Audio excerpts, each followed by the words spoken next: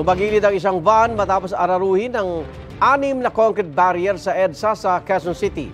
Sa Quezon City pa rin, patay ang isang menor de edad na siklista nang makabanggaan ng isang dump truck sa C5 Road.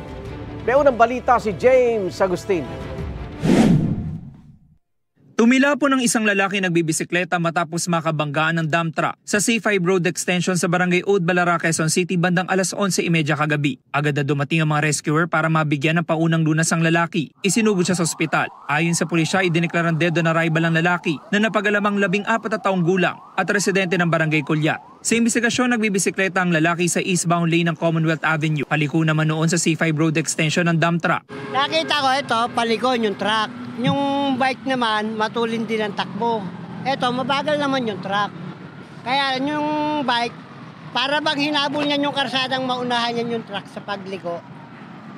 Ganun, tapos nung biglang bigla sabay silang nawala. Ayon sa 55 taong gulang na truck driver, nagtapon siya ng mga basura sa Rodriguez Rizal at pabalik na sa Pasig City na mangyari ang aksidente. Pumalabog lang sa giliran ko, sa likod, kaya uminto ako.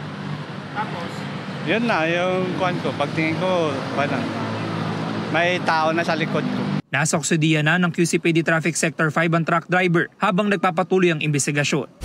Tumagilid naman ang van na ito matapos araruhin ng 6 na concrete barrier sa southbound lane ng EDSA Kamuning sa Quezon City bandang alas 2:40 na madaling araw. Dahan-dahan na inilabas sa mga tauhan ng MMDA ang 38 taong gulang na lalaking driver na maswerteng walang natamong sugat. Ayon sa driver, naghatid siya ng kaibigan sa Cabuyao, Laguna. Pupunta raw sana siya sa Bulacan pero napagdesisyon na gumarahe sa Pasay City. Nakaintip ako, sir. Yun lang. Abot po ba? Sobra, sir. Sa hirap kumita ngayon ng pera.